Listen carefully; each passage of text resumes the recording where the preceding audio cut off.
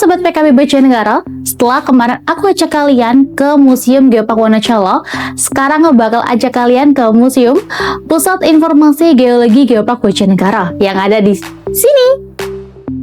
Sobat PKB Bojonegoro udah pada tahu belum? Ada tempat sekeren ini di tengah kota kita buat kalian yang pengen keliling dunia purba, sekaligus membongkar rahasia minyak bumi yang ada di Bojonegoro. Yuk ikut aku keliling di dalam gedung PIG Geopark Bojonegoro. Begitu masuk di lantai 1, kalian bakal langsung disambut sama exhibition wall modern yang ngejelasin proses pembentukan bumi. Semua data kebumian dirangkum dengan apik banget di sini. Dan serunya lagi, ada peta digital interaktif yang merangkum 31 situs geopark di Bojonegoro. Sekarang kita menuju ke lantai 2-nya. Yuk. Sekarang kita geser ke lantai 2. Suasananya emang kerasa lebih canggih dan modern banget ya. Oke, jadi kali ini saya sedang bersama dengan ketur dari Museum PIG Geopark Bojonegoro. Selamat pagi, Pak. Selamat pagi. Dengan Pak Teguh. Pak Teguh. Iya. Kalau misal kita jalan-jalan di sini nih, Pak, ini kita mulainya dari mana dulu nih? Kita karena fokus kita hari ini adalah tentang apa-apa saja yang ada di Geopark Bojonegoro. Iya. Kita mulainya langsung dari lantai 2 saja. Kita langsung fokus ngomong tentang Geopark Bojonegoro. Geopark Bojonegoro itu sudah menjadi geopark nasional sejak tahun 2017. Begitu, dan kemudian di tanggal 27 Juli bulan depan ini Geopark Bojonegoro akan kedatangan validator atau asesor dari UJGP. Begitu untuk melangkah ke step internasional. Keren itu sekali. Bedanya dengan museum yang ada di Rajagaluh, terus yang di Wonocolo nih, Pak? Di Wonocolo ya, perbedaannya jadi Pusat Informasi Geologi Geopark Bojonegoro ini menjadi sebuah gerbang pembuka. Pembedanya adalah, atau penciri khususnya adalah, kalau di kami ini ngomongnya 100% tentang keunikan warisan alam yang ada di Bojonegoro. Jadi bagaimana landscape Bojonegoro Selatan misalnya itu bisa terbentuk, itu bisa datang ke kami, kemudian apa-apa saja nih yang membuat petroleum system seperti itu, dan kemudian itu penciri khususnya. Tapi kalau untuk ruang lingkupnya kan geopark itu ada edukasi, konservasi, dan bisa pemanfaatan lebih bertanggung jawab dan berkelanjutan tentunya. Untuk edukasinya, monggo bisa datang ke sini, ke Museum 13 atau ke Museum Rajagaluh, itu sama saja, agar kita semakin tahu nih bahwasanya Kabupaten Bojonegoro itu memang benar-benar bahagia, makmur, dan membanggakan seperti itu. Kalau untuk Geopark Bojonegoro itu ngangkat tema besarnya tentang petroleum system online. Sistem minyak bumi itu terdangkal di daratan. Karena apa? Kan begitu. Itu karena memang kita diuntungkan begitu, ada dual history namanya. Nanti kita sambil jalan. Sebelum kita sampai di situ, saya ingin menceritakan bahwasanya di Geopark Bojonegoro itu memiliki 21 site. 21 site. Wah. 21 site geodiversity atau warisan alamnya itu ada di sebelah sini beberapa. Mungkin kita sambil jalan ya, Mbak. Iya. Nah, ini ada antiklin. Ada antiklin, ada kayangan api, ada kedung lantung, dan lain sebagainya. Nanti kita lihat di sana, nanti bisa diambil videonya. Nah, ini nih, Mbak, yang membuat kita bisa ngangkat tentang petroleum system, karena kita punya sistem petroleumnya. Salah satunya ini ada antiklin Kawengan. Antiklin ini berguna sebagai trap atau jebakan minyak. Jadi minyaknya tidak melimpas kemana-mana karena kita punya ini. Pembatasnya. Iya, ada tutup kandangnya lah. Gampangnya seperti itu. Ini yang antiklin Kawengan. Ini bisa kita lihat di daerah Kecamatan Kedewan sana, di Kawengan, Desa Kawengan.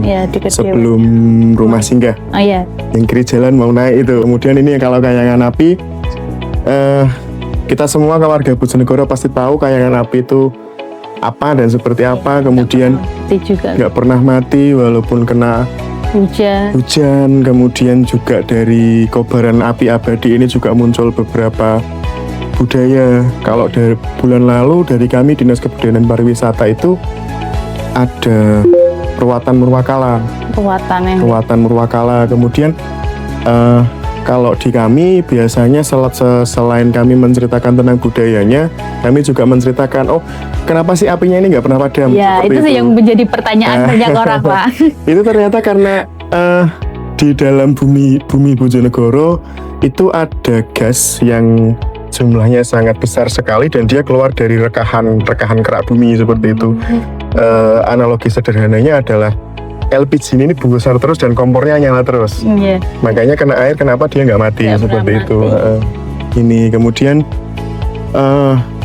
untuk memperkuat lagi di petroleum sistemnya ada Kedung Lantung nih Mbak. Kedung Lantung Di Desa Ndrenges, Kecamatan Sugiwaras, Kabupaten Bojonegoro itu ada satu kali yang landscape-nya itu bagus sekali kalau untuk berselfie spot. Tapi tanpa mengurangi experience-nya, itu di sini kita bisa lihat rembesan minyak bumi. Ada juga Pak. Ada juga di sini seperti itu. Kemudian dan yang unik juga dari Kabupaten Bojonegoro, Geopark Bojonegoro, narasinya bukan hanya tentang petroleum system sebetulnya, tapi juga ada tentang narasi interpretasi tentang vulkanologi dan magmatisme. Kenapa saya bisa cerita seperti itu? Karena ada ini, salah satunya ya. Ada intrusi Watu Gandul. Watu Gandul ini di Desa Sambung Rejo, Kecamatan Gondang. Ya, ini Watu Gandul, batunya besar-besar, batuan beku, batuan andesit seperti itu. Ini karena intrusi lava. Lavanya, dia keluar begitu kemudian membeku jadi seperti ini, seperti itu. Itulah kalau di Kabupaten Bojonegoro mungkin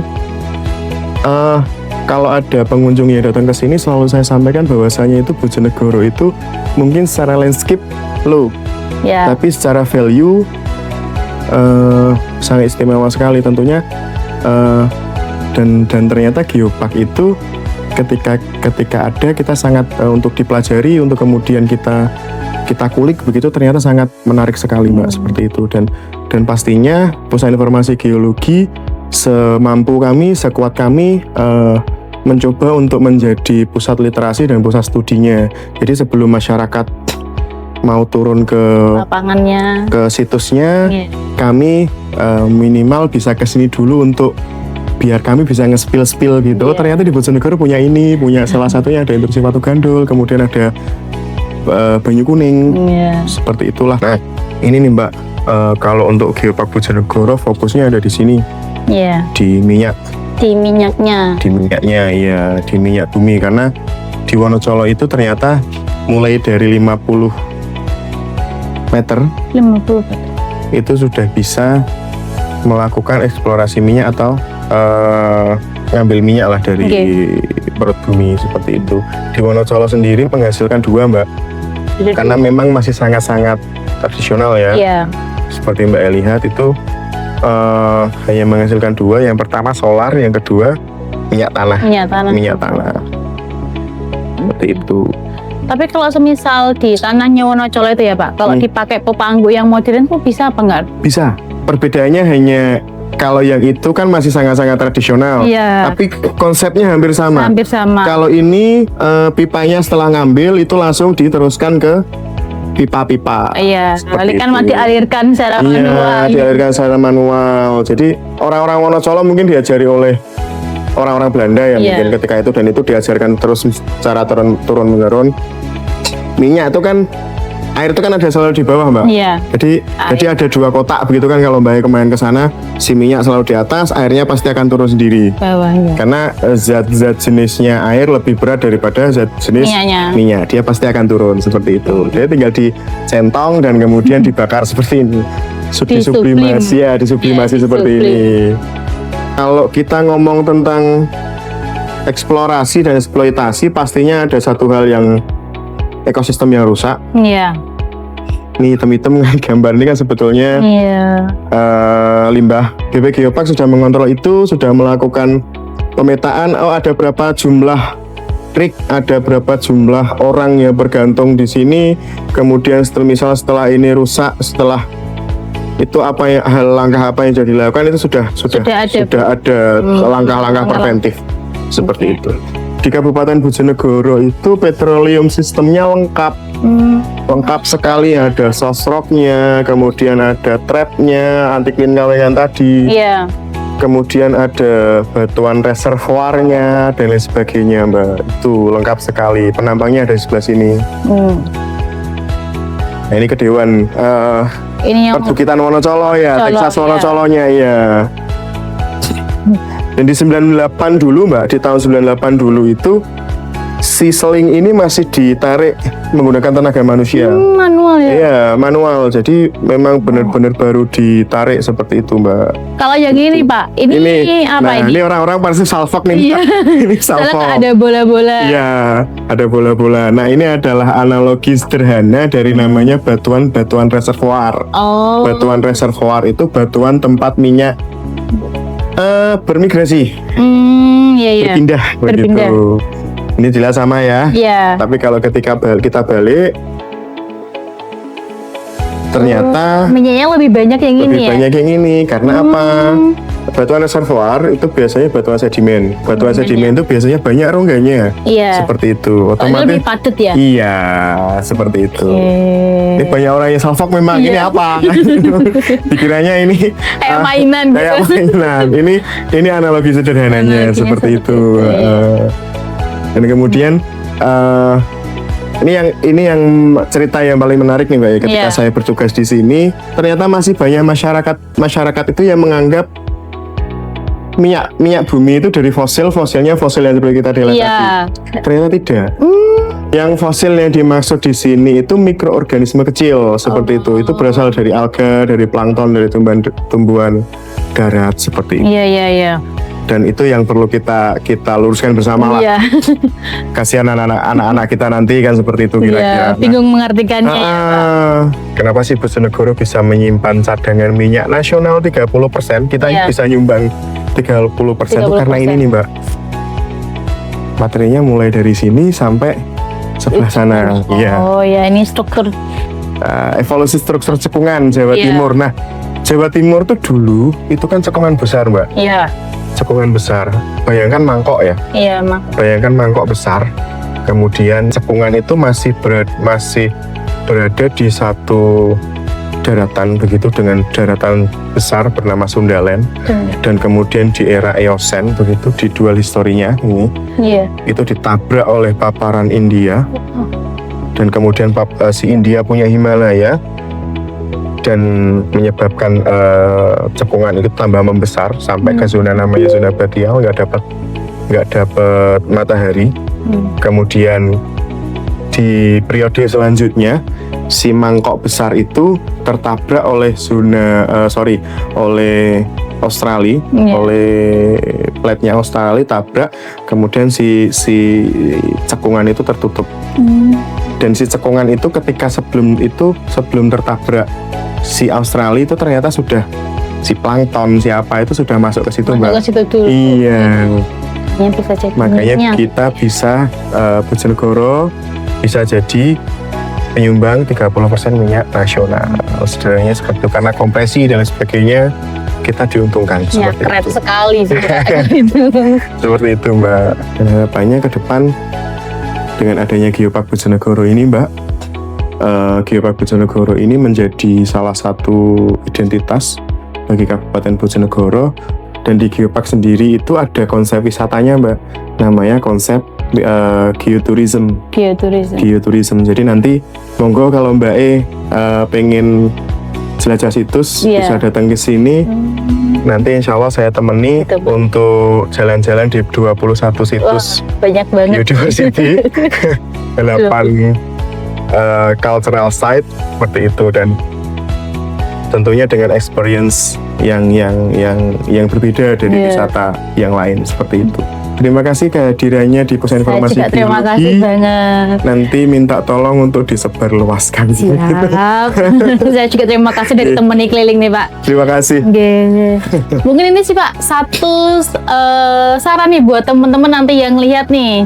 Pesannya Pesannya adalah tetap jaga bumi, kemudian karena apapun yang kita berikan kepada bumi itu akan kembali ke kita. iya. Dan kemudian Bojonegoro itu kalau tadi saya bilang low landscape, high value, dan Bojonegoro punyanya ya ini. Jadi mari kita jaga bareng-bareng, jangan sepelekan Selok Gajah, jangan sepelekan Banyu Kuning, karena ya Bojonegoro hanya punya ini. Dan itu yang perlu kita jaga bersama. Untuk masyarakat Bojonegoro, terutama untuk kalangan yang muda, mari kita saling support untuk PIK Geopark Bojonegoro lolos untuk UGCP pada tanggal 27. Penilaiannya langsung dari negara Jerman dan Cina. Cina nih. Yeah. Mari kita doakan bersama-sama, semoga sukses selalu Pak ya, dan semoga bisa lolos. Amin. Eits, belum selesai nih. Terakhir, aku bakal ajak kalian masuk ke dalam ruangan audio visualnya. Kalau mau datang nih Pak, harus reservasi atau gimana nih? Menghubungi kontaknya? Ya, kalau sementara ini karena Pusat Informasi Geologi belum diserahkan kepada Pemda, Iya. tapi karena dalam rangka trial and error tadi, bisa bersurat ke Dinas Kebudayaan Pariwisata dan sampai nanti ada arahan dari pimpinan. Sementara itulah, dan walaupun masih dengan bersurat, Iya. kunjungannya sudah Masya Allah. Masya Allah. Kami enggak. Hari ini kebetulan kosong. Saya pengen bilang istirahat dulu. Tapi malah kita yang datang. Enggak apa-apa. Mungkin cukup Pak. Terima kasih. Lengkap banget kan? Jadi, kapan nih kalian mau berkunjung ke Pusat Informasi Geologi Geopark Bojonegoro?